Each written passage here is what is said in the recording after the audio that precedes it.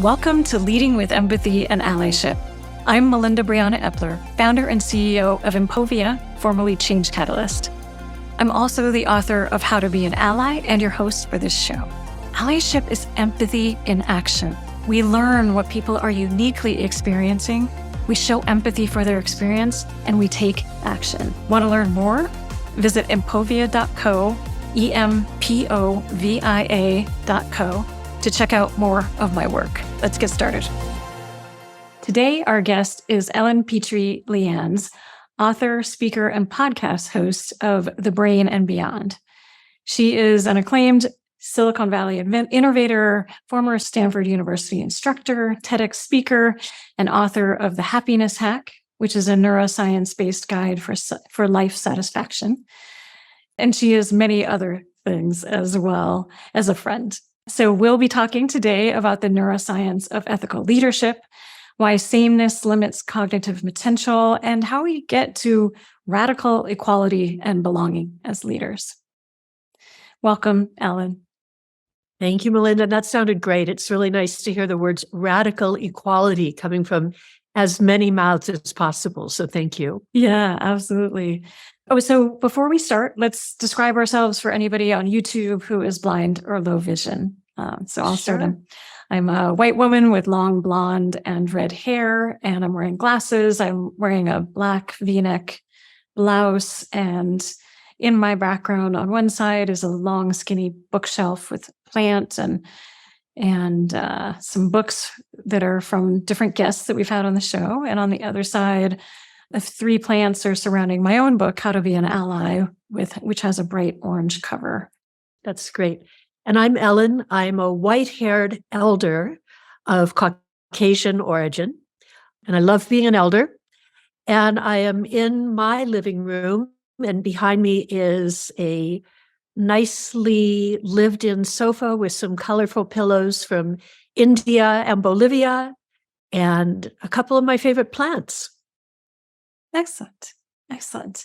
And today our ASL interpreters are Janina and Haley from Interpreter Now. You can learn more about them at www.interpreter-now.com.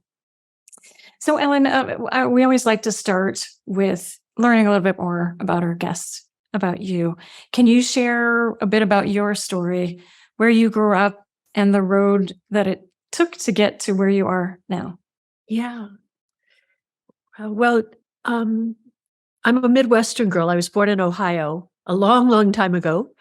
And when I was 3 years old, my father, who had been in the service and had fallen in love with San Francisco when he visited after he got out of the armed forces, well, he had vowed to move his family to California at some point. And at 3, he made that happen. So I still remember the plane flight, and I remember growing up in an orchard neighborhood of San Jose, California, long before it was Silicon Valley, and having the sort of childhood I'd wish on any kid today, which included a lot of freedom, a lot of nature, a lot of time to be, and I'm doing huge air quotes here, bored, which meant unstructured time, which was always my gift because it let me look at things closely and explore things that felt interesting to me, and do a lot of doodling and drawing and arty things. So I think I grew up with a very right hemispheric view of the world. And by right hemispheric, I mean right brain hemisphere.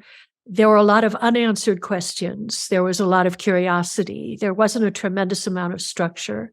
When I went to school, I do remember sometimes bristling against some of the more structured things, like being the first in your class to shoot up your hand with the right answer of, when a certain event happened. I was scrambling an egg yesterday, and I remembered just thinking about this podcast and thinking about the brain, because that's kind of what I do, how we had to memorize all of the parts of an egg in like 4th grade. The yolk, of course, the albumin, the name of the lining on the inside of the shell, whatever. And then all these other names. And I remember thinking, like, the list of names does not equate to what an egg actually is, and being really confused by that. An egg is something that life can hatch from, that gives us nourishment. I knew because I loved birds. There are many dozens of colors of shells an egg could be, and none of that was in those classes. So I navigated life with a sense of confusion, like, why do they talk about all of the facts and not about the really interesting things that, actually make them worthwhile? Well, I didn't know it at the time, but that was sort of the battle between my two hemispheres, trying to figure each other out. I'm sure we'll touch on that later. School led me to all kinds of things, including college. So much to say about that. But when I graduated from college, I was planning to work for a year in Brazil doing an internship. And 4 days before my trip, I was hit by a car. I was riding my bike, big accident. And once I recovered from my injury on my parents' sofa in San Jose, California, the last place I wanted to be, trust me. Right, of course. I began applying for jobs. And I like to say I sent out 100 letters inquiring about jobs and received back 1,000 rejection letters. One of my rejection letters was from a little company I knew nothing about called Apple Computer in Cupertino, California.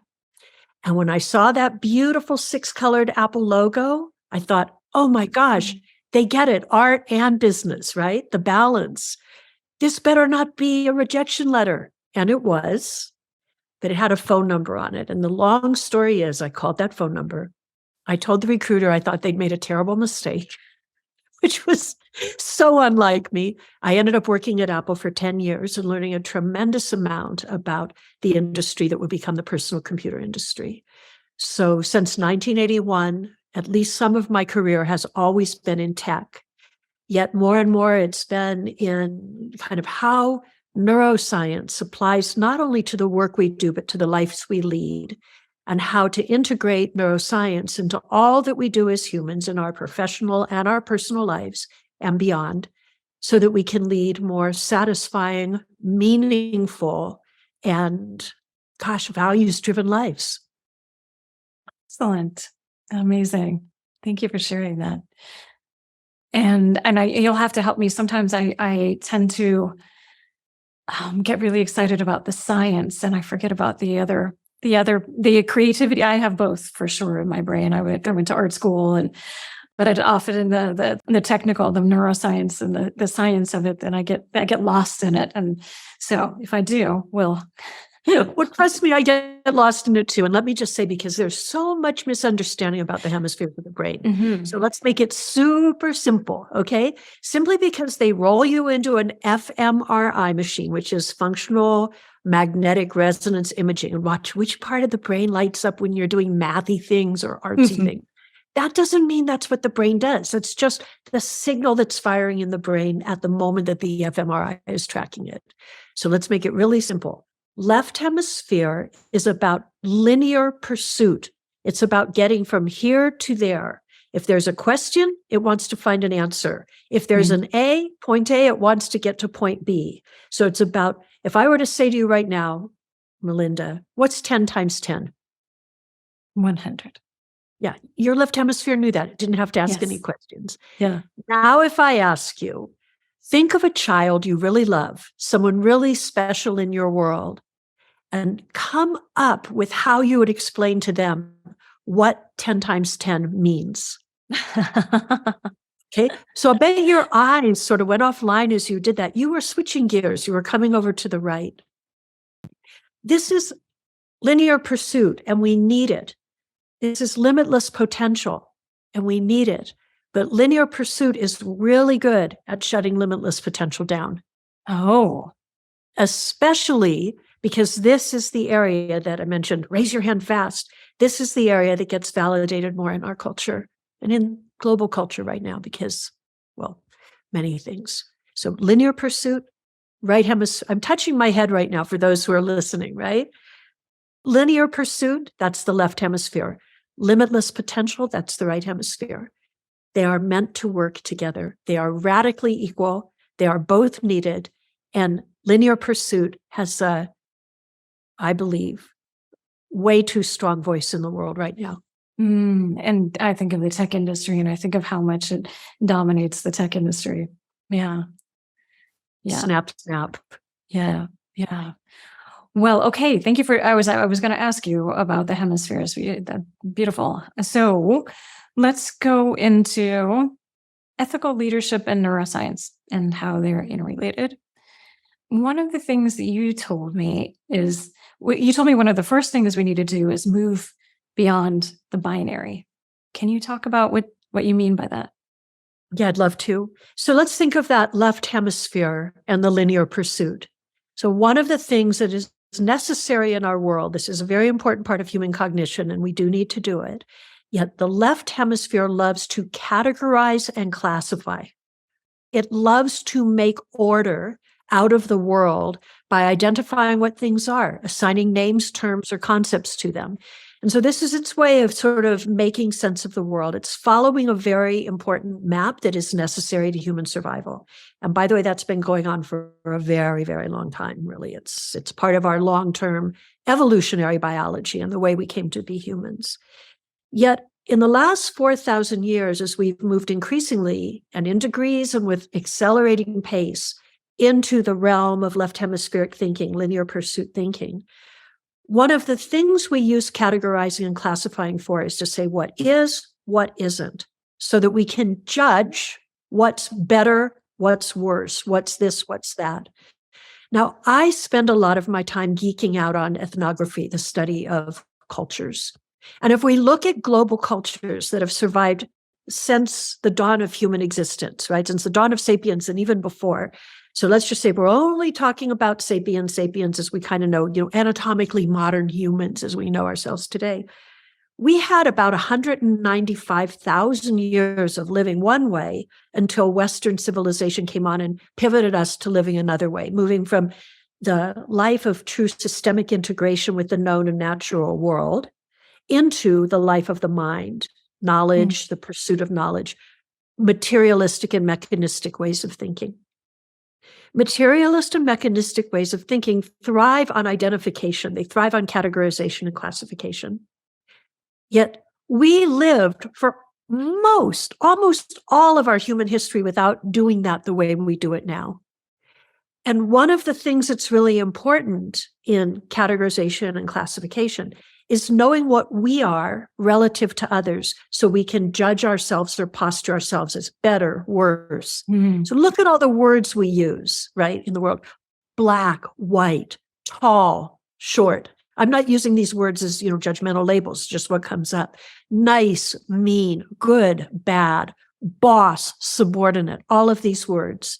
These are left hemispheric identifications that allow us to categorize and classify in a way that is actually quite new to our way of being human.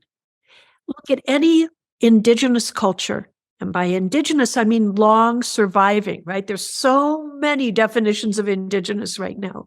But people who held a place in the world where they stayed for a very long time, they did not have the binaries that we live with today.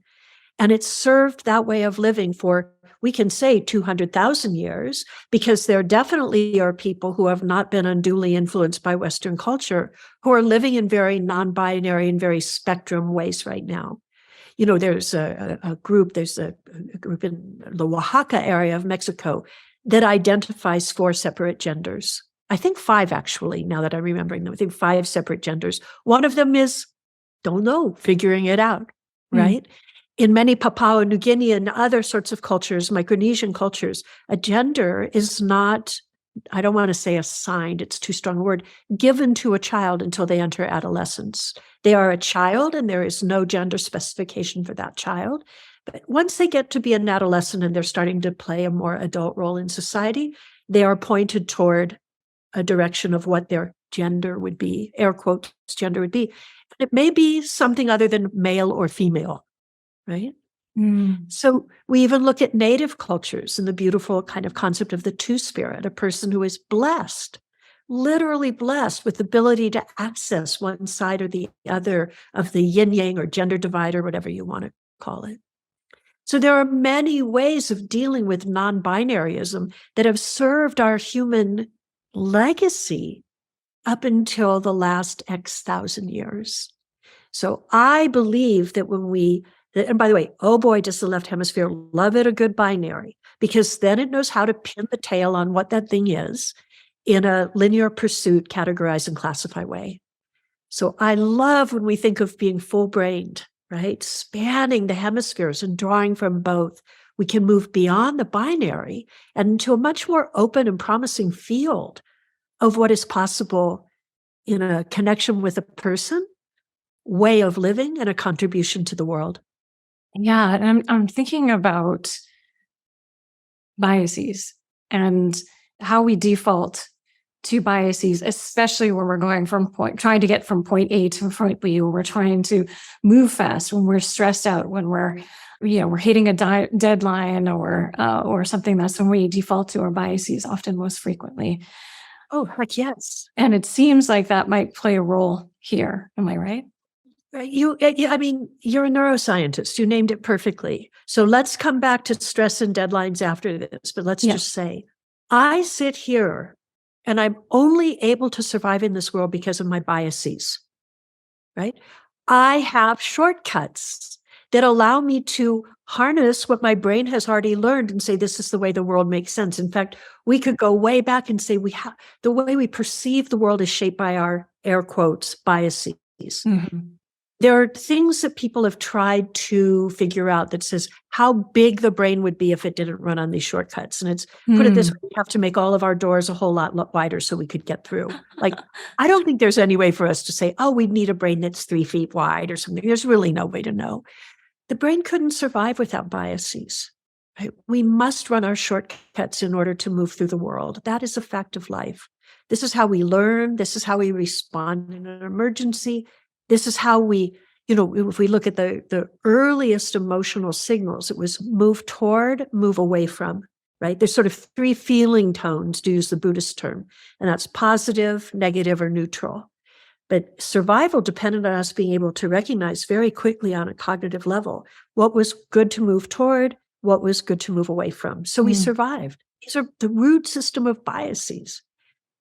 The invitation and the opportunity that we humans have, thanks to the grace of this highly human part of our brain, the most recently evolved part of our brain, the prefrontal cortex, is that we have moments where we can realize that the thought we're having is the product of bias, that we don't have to listen to it, and that we can make a different choice that is more whole-brained, not reactive, but responsive, and move toward the way we want to be present in the world.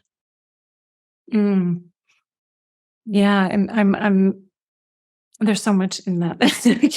So many different directions we could go from there. Concepts is a whole podcast, right? Yeah, absolutely. And I'm thinking of the episode with Dr. Vivian Ming, where we talked about the neuroscience of trust. And one of the things that she has found in her research in the tech industry is that we tend to trust people who are more like us, and we tend to distrust people who are less like us. And that affinity bias is kind of playing a role there, right? That we're defaulting to that affinity, the bias towards somebody that we like.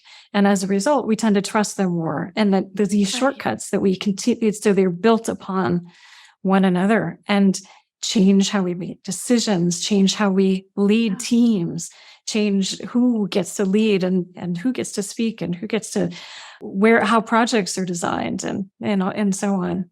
Yeah. But you said it beautifully, and you and she are right. And here's what I want to say. That's an awesome thing when we're aware of it. So let's say, Melinda, you, me, and a non-female identified person with some attribute that's really different than ours are standing in a room together.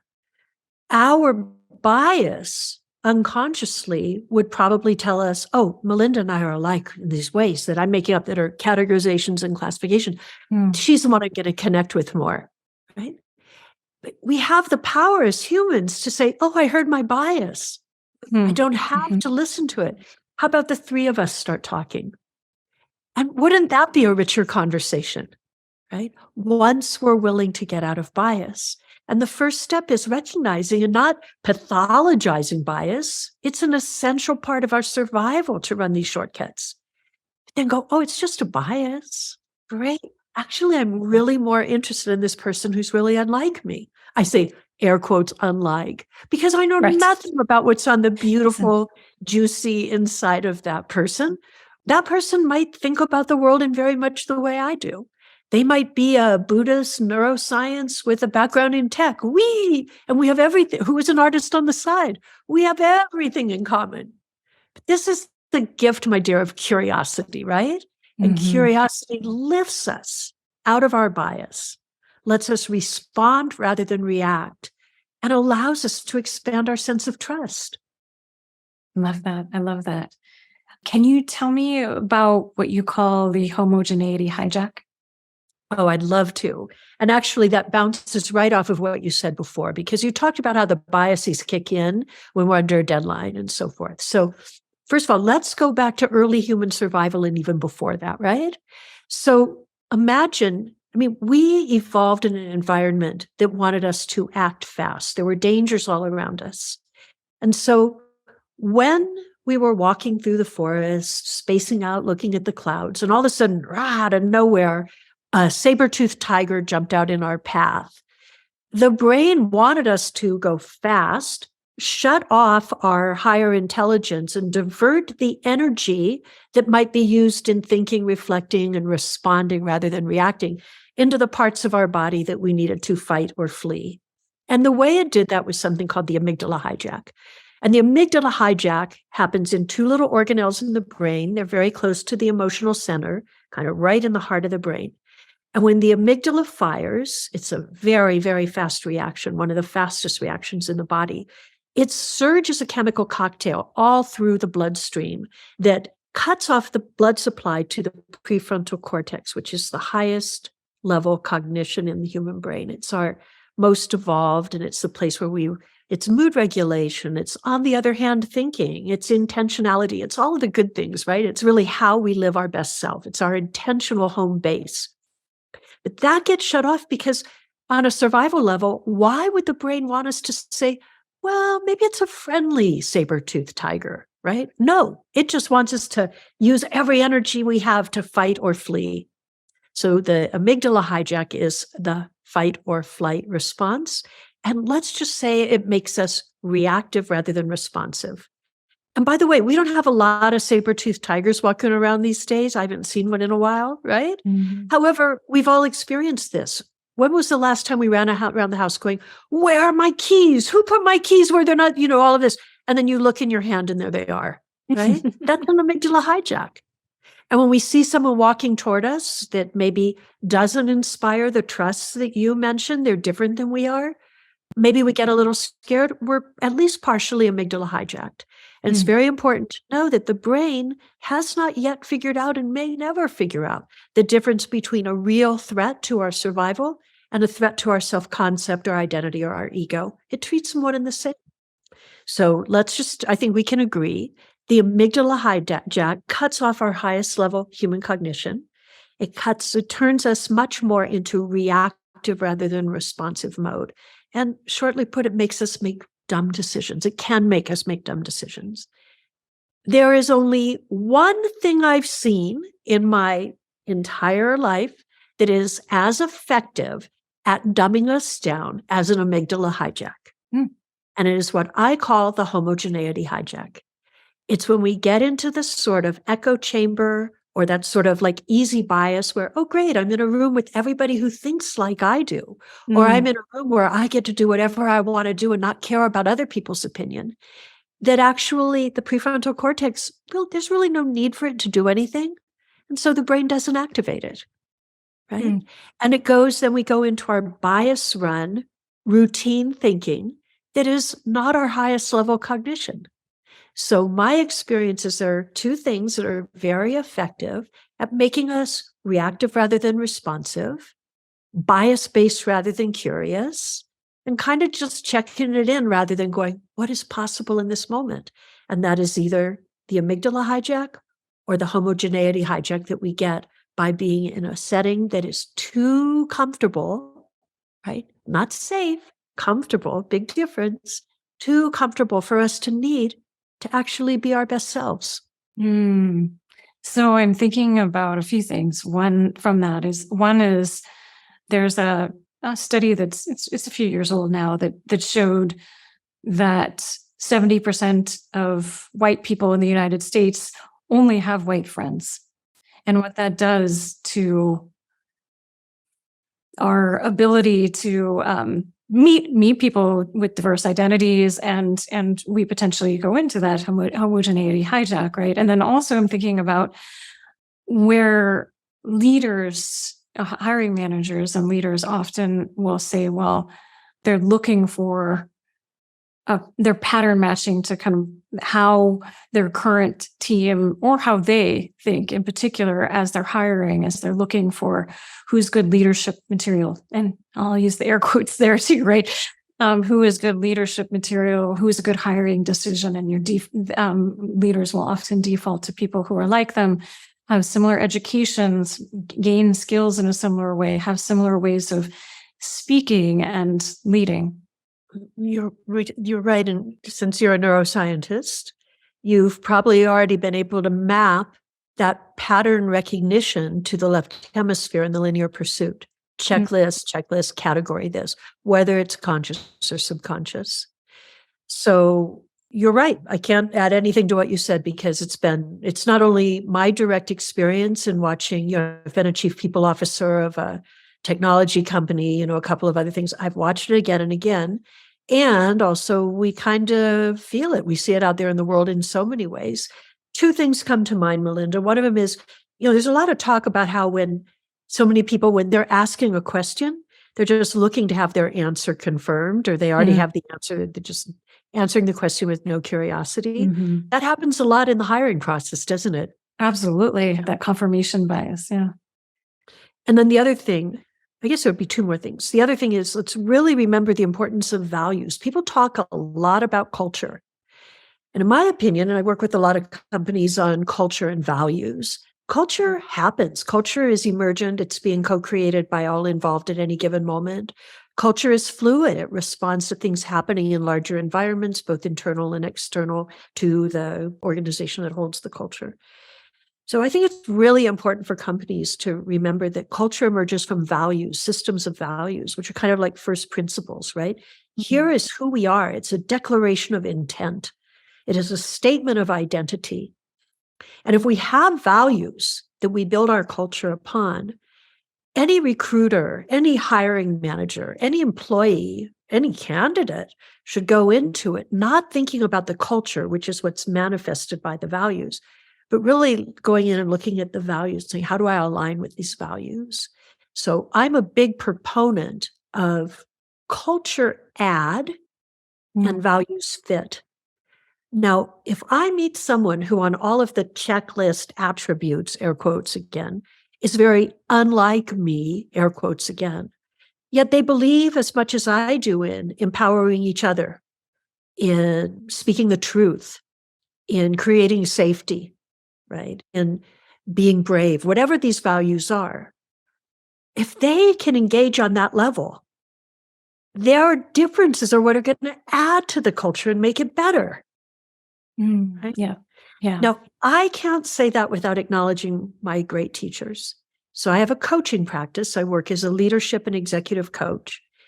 And about a year into my practice, I made a commitment that said at least 50% of my clients at any time will be from groups that are not of the, sort of prevailing usual suspects or whatever of the culture. So, I'm not going to put any labels on it. It's not necessary, but I wanted a diverse array of clients across all of the vectors I could think of. And then to do that, I did some things mechanically to bring in more diversity. However, if I got to the point where, let's say I had X candidates who were, straight identified, white, male identified people, if I had X, and I had X minus one, or let's say I had X of all other categories that I was learning from and interacting with to expand my thinking and to elevate my game. If a new candidate from that straight white male community came to me, they had to help me bring someone else in so that I could stay at 50-50. And this way I kept myself learning in ways that would not have been available to me. And those candidates have been my teachers in so many brilliant ways, or those clients, excuse me. And I am really proud to say that today, the majority of my clients are people who would not map to me in the usual like demographic, checklist sorts of things.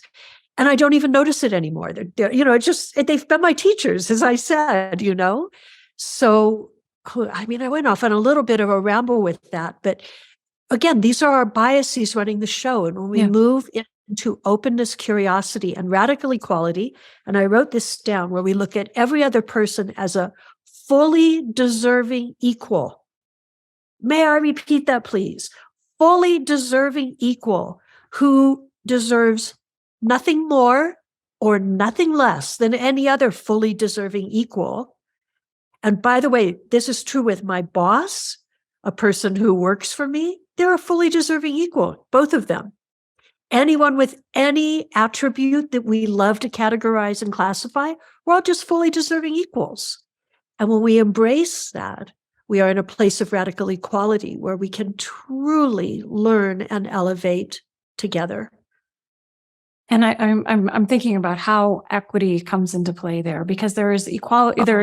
There is equality, and in order to be to be seen and valued and supported as a fully deserving equal, there is a level of equity that I think needs to come into play as well. Yeah.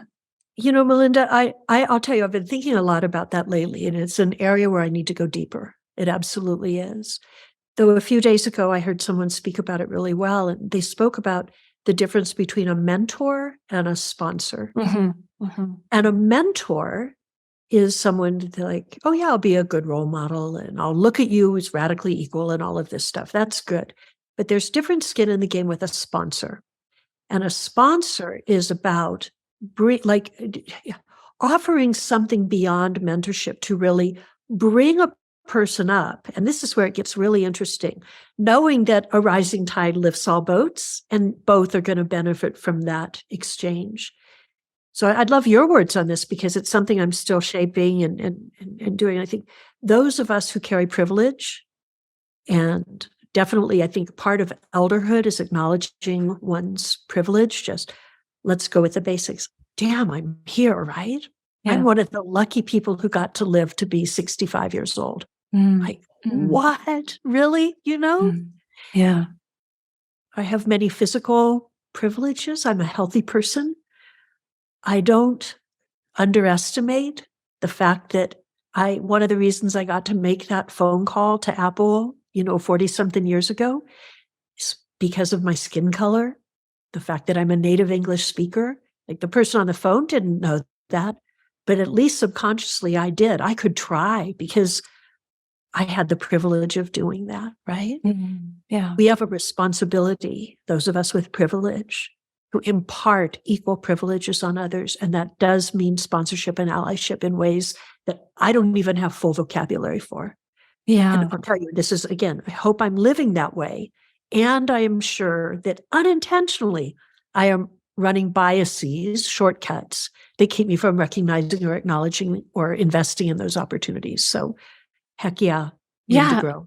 I think that's a good example, mentorship versus sponsorship. So mentorship, in my mind, mentorship is focused on helping somebody grow in their career, to gain the skills that they need to help navigate their career so that they can move up in their career. A sponsor is somebody that recognizes that person may already have those skills, that expertise, but need your privilege, your power, your influence to open doors for them, to provide new opportunities for them, to allow them to step into those new opportunities with the skills that they have. And that is, yeah. So that's recognizing that some people don't have the same opportunities, and they need your influence in order to make those opportunities happen. Beautifully said. One other thing, also, in the moment, having the presence of the conviction to call out when we see a bias. Right? Are we treating this person as a radical equal? Those might not be the words we use, but if so-and-so is a fully deserving equal and is not being acknowledged as such, what do we do about that? So you are right. The awareness must lead to allyship and action. Yeah, absolutely. Absolutely. And part of that is not making our assumptions about what somebody needs, not making assumptions that somebody needs mentorship. They might already have those skills, right? Right. Yeah. They need now we're back to curiosity, aren't we? Mm-hmm. Beautiful. Yeah. Yeah. Can you just describe what ethical, I mean, we're kind of describing it along the way, but what does ethical leadership look like to you? I don't have a prepared answer or like a quick response. Like, I don't have something set on that. But what came to mind for me is that an ethical leader is deeply grounded in values. That would be one. So there are some first principles that are really the root system of their actions and even the thoughts that lead to those actions. The other is the all importance of curiosity, like being present to what else they might not be seeing. And I also think that an ethical leader never sees themselves as an expert. They see themselves as a learner. There's some beautiful teaching out there about expertise. And one of the things is, even, in so many sources we could call them, but the minute you see yourself as an expert, the moment you see yourself as an expert is the moment you reveal yourself as a beginner. Yeah. Because expertise is an egoic construct. It's, especially in a left hemispheric world that really rewards those thoughts associated with categorization and classification, linear pursuit. Ta-da, I've arrived, right? Now I know I'm an expert. What really out there, all of you listening, like, do you really want to be an expert? Think of something you love. Let's say cooking. Right? Don't you want to learn like the next new technique or maybe the way to work with a new flavor or sort of cultural cooking style or something like that? So I would say, let's see, leadership. I would say values-based, curious, never being an expert, and realizing that leadership is not a privilege, it is a responsibility. Excellent. How can you share how all of this and kind of leading in a way that is keeping that neuroscience in mind that we've talked about, this keeping in mind the ethical leadership points that you just made, how does all of this relate to belonging and how we create belonging on teams? Thank you. I love the question. First, I want to call out, you said neuroscience, and then you said keeping in mind. And I think it's really important, right? Really important to remember those are different things. The brain is an organ. Right? It's a 3-pound gooey jello-like organ that performs a biological function in our lived experience, our bodies, right? The brain and the mind are actually different things. I have no idea if the mind lives in the brain or if the mind is something larger than the brain. I mean, I have really close friends in the field of neuroscience who, maybe, or in spirituality and all kinds of things, who believe one way or another. I don't know. Who am I to know? Like, we don't know. We don't know. I can come up with perfectly plausible reasons why all of the mind lives in the brain. It completely makes sense that we generate this concept of mind. I can come up with perfectly good reasons why the mind is something beyond the brain, right? Kind of interesting thing to explore, since I call my podcast The Brain and Beyond. But I don't know. I'll never know in my lifetime. I love not knowing. There's more room. The field of not knowing is a really fun place to play in, right? Yeah, and it's big, it's vast. But how does this map back to belonging? I think belonging, there's a very strong human desire for, well, first of all, there's a biological need for safety. I mean, even talking about these hijacks that the brain does, they're all about our safety, whether it's safety in a world that really, threatened us on a physical basis as we walked along a path to do what we had to do way, way, way back then, or whether it's our psychological safety as we navigate sometimes the equally treacherous playing fields of the world of business, the world of whatever else is out there. Gosh, the world of watching the darn news, right? Which is why I don't watch the darn news. So, but belonging is about, I don't want to use the word comfort, because we can get comfortable with really icky things. Yeah. There are things that should never happen, and we can become comfortable with them because we're familiar, right? But if we think about creating a space of safety and coming to a place of where we can be present and feel courage to show up and be ourselves, then we belong, right? And belonging to me begins with a preconceived notion, a bias, a good bias, that we're better together. Mm. If I step into a room and I look at all of the faces that are there sitting in chairs or gathered in a circle or out there on the Zoom screen or whatever, and my bias, there's some beautiful biases. We have to come up with a good name for bias, right? But I believe that each of these people I'm looking at, each of these people gathered around, and this is true for everyone in the room, is there specifically because they're here to make me better, right? They are here to help me learn something I don't already know. They are here to help me practice my presence.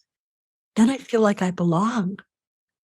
And it becomes my responsibility then to create the sort of space and the sort of openness, which is very balanced brain, very right and left hemispheric, that allow us all to be better together.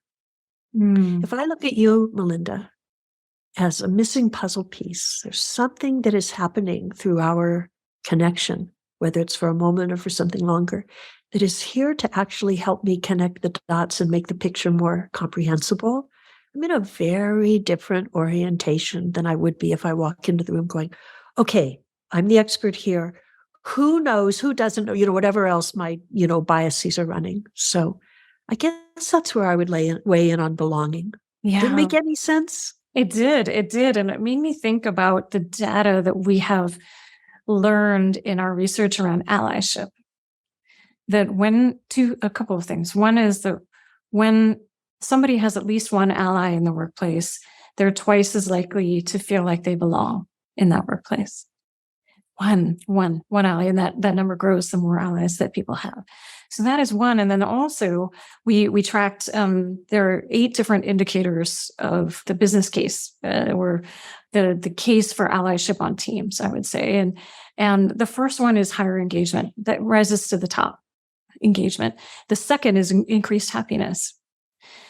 And the third is productivity, and a greater sense of belonging is fourth. And fifth is psychological safety. So all of these things we're finding in our research around somebody takes action as an ally, somebody is there in support of you, and it makes a huge difference in belonging, productivity, safety, engagement, and happiness. And I also think I'm thinking about your book, The Happiness Hack, and wondering how happiness connects as well. And I'm seeing this connection between allyship and happiness, and some of the things we're talking about here. You're 100% right. And when I listened to you, what came to mind for me was that, that a person who does not feel psychologically safe is almost by definition, even a little bit amygdala hijacked. Mm-hmm. Mm-hmm. Absolutely. Yeah. Right? There's a little bit of a fear state all along. And by the way, let's not only assign or attribute this to the workplace, like in the cultures we live in, the society we live in, the reality that we live in. I think we have to kind of accept the fact that there's a whole lot of trauma and fear and hijack out there, even without, again, those air quotes, manufacturing it as we do through drama and, sort of competitiveness and all of the other things that tend to show up in the workforce, right? Yeah. So if we think about your ally data, and by the way, for all of you hiring managers, recruiters, or other managers out there, remember that the 4 things that Melinda named all tie into retention, especially retention of the people you really want the most. Yeah. And so this is a very big investment to make in really creating that safety and through allyship and through really looking at connection and belonging. This brings up an inversion that's really interesting, Melinda. In a world that does feel increasingly divided, I'm looking right now, I was going to reach down and grab my book to sort of, show The Happiness Hack, the pretty yellow cover. It's about 2 feet from me on my bookcase, but there's another book called I Never Thought of It That Way. And it's by Monica Guzman. It's a wonderful book. And it's about people bridging divides between what seem like differences to come to the connecting points that actually make people go, I never thought of it that way, in a mind expanding way, right? This is how we build belonging. And I don't want to be, the broken record, yet I firmly believe that if we come back to this point that we are better together and that every person around us is as deserving of the privileges and opportunities that we have as everyone else, nothing more, nothing less. We can work together on allyship and also on the type of really sponsorship or mentorship that's really about elevating people so they too can be of a full potential as they interact with others and navigate the workplace. I'm listening to these words and I'm like, these things are so hard to put into words, aren't they? Mm-hmm. Yet the Mm-hmm. words do give it form, give this concept form. Thank you, left hemisphere, right? And all of us, I think, in our deep knowing, know that the game we sometimes play of separation and posturing and separate, sort of dividing, like first divide and conquer, like really think about that. That's so left hemispheric. And actually, I'm not really sure, like, if we think about what's gotten us here will never get us there. I got to tell you, divide and conquer will never get us to any sort of there we want to be at, right? But coming back to that sort of presence and inclusion where, the opportunity to be with people who are different than we are really completes us in such an important way and makes us all better together. That to me is really important in not only the workplace, but the world. Absolutely. We are winding down in terms of time. I know, there's so much more. Is there any last thing that you want to make sure that we discuss around this topic? Yeah, there is. And it has to do with happiness. We live in a world where we're told that happiness feels a certain way and it's a high. And all of the technology that we use, and trust me, I come from, that realm, so I know it well, but the technology we use is really good at developing neurocircuitry that gives us a dopamine surge or a dopamine jolt and makes us feel like, wow, a certain type of happiness is the one to go after. And we kind of label some of this with like word terms like FOMO and tech addiction and all of this stuff. But I think we do have to remember that our sense of happiness has been hacked, not only by the rise of these sort of very dopamine-driven technology cycles, but by really so many of the left hemisphere-driven things that have arisen in the past hundreds and even thousands of years.